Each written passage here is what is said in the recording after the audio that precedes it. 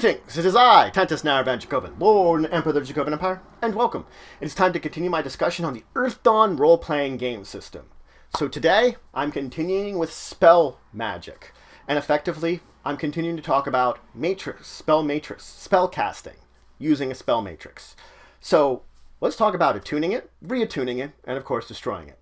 Let's start with attuning it. Now you can use your thread weaving talent to effectively attune a spell to a specific spell matrix to place it effectively inside there for you to use. It lasts there until you die, you replace or reattune the spell that's in there with a new one, or something disrupts the connection that is within it and forcefully dislodges the spell from there, which can occur. Placing a spell within a matrix is a simple action, but it's time consuming. A magician will learn a special meditative process which takes about 10 minutes and allows them to basically attune a spell to a spell matrix. You at the end of this ritual, you need make no test, but you can attune a number of spell matrix ranks equal to your thread weaving rank, so that will limit it. If you're ever interrupted while you're attempting to attune these spells into the matrices, it is lost, it is disrupted. Nothing actually is lost, only time. Basically, if you're interrupted, you just lose the time. That's it. Now, this doesn't mean that there might be a point in time where you don't have a spell at hand, or for whatever reason, you have to attune something and you don't have 10 minutes. Well, if it's there's two things. You need the spell, you don't have 10 minutes, you can try this on the fly. Then it only takes one round and it gives you a strain. You have to make a thread weaving test against the reattunement difficulty of a spell.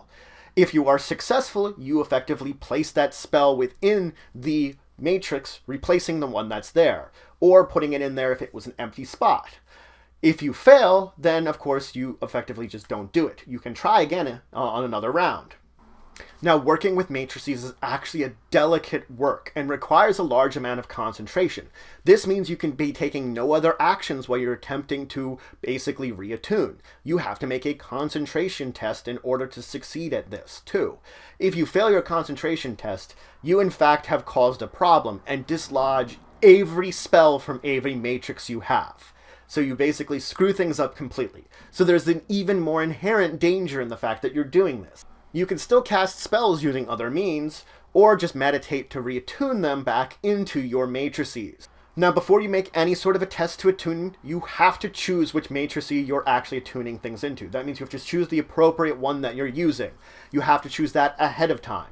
Now, you can attune multiple spells at the same time. When you're making your thread weaving test, the difficulty will be based on the combined number of the reattunement difficulty of all the spells you're attempting to attune at once. You add all those numbers together for a final difficulty your thread weaving test will go against.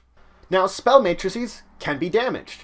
There are talents and skills which allow a adept to basically damage another adept's spell matrices. Spell matrices, though, they are all or nothing when it comes to it. If it's taken damage, it still works fine. Only once when its damage exceeds its death rating does that matter. So this is an important part here, is you have to keep track of the damage to your spell matrices just as you keep track of the damage to yourself. So now, we've exceeded our death rating. What does this mean? It means my spell matrices does not work. I can repair and recover it. I spend a recovery test, and I can roll my willpower test, and whatever number I get, basically I subtract that from the current damage within that matrices. If it then goes below its death rating, it works again. I do have to reattune spells to it, it's lost all those spells, but now it's actually functioning again. Now, of course, there could be the possibility that you have multiple disciplines. We talked about this in the past, but if you have multiple disciplines, if you've managed it, and each of those can get different spell matrices talents, you actually have a limit on the number of spell matrices talents you can take. Your pattern can only hold so many matrices attached to it. You max out at a certain limit. The book will list, the table kind of give you some information about the maximum number of matrices you can attach to your basically pattern. So it will make a difference about which disciplines matrices you're basically creating and putting into your talent, into your pattern. You will hit a limit at a certain point in time. Now, thread matrices item. is actually something like that is often used as a backup or support. Basically, it's a special item that you can have that has a number of thread matrices attached within it. It functions as a thread item, and the number of threads that you weave into it depends on determines the circle of spells that you can effectively weave into the matrices that are in this. Other than that, you basically use these matrices as your own, just like any other matrice you would have. These are just an external version of it, and it means that this item, whatever form it is, either has to be worn on you or held on you.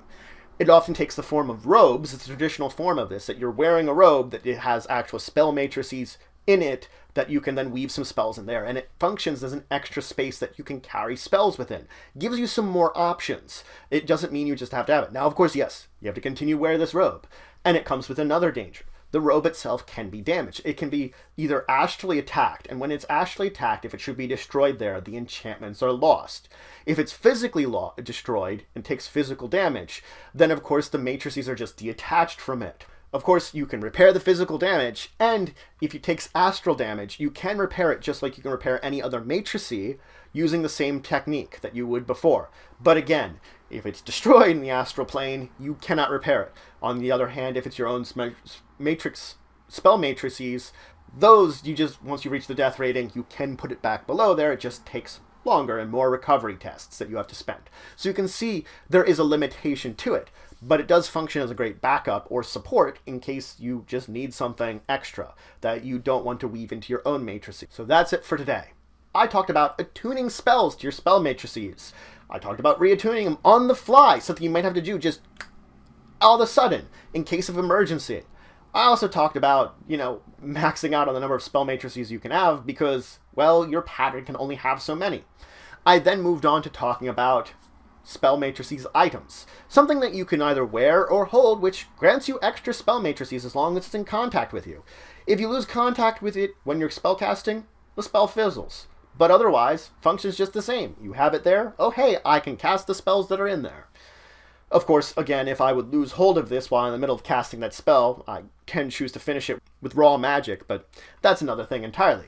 That's what we're going to talk about next week. Raw magic. So yeah, there we go. I dropped it. I can finish with raw magic. That's what we're going to be talking about. But regardless, if you have any questions, comments, anything you want to say, anything you think I left out, please leave in the comments below. Please like, share, and subscribe. It shows support the channel, the Empire, the work I do. If you want to show some extra support, you can go check out my Patreon. Link description below. But until the next time, I bid you farewell.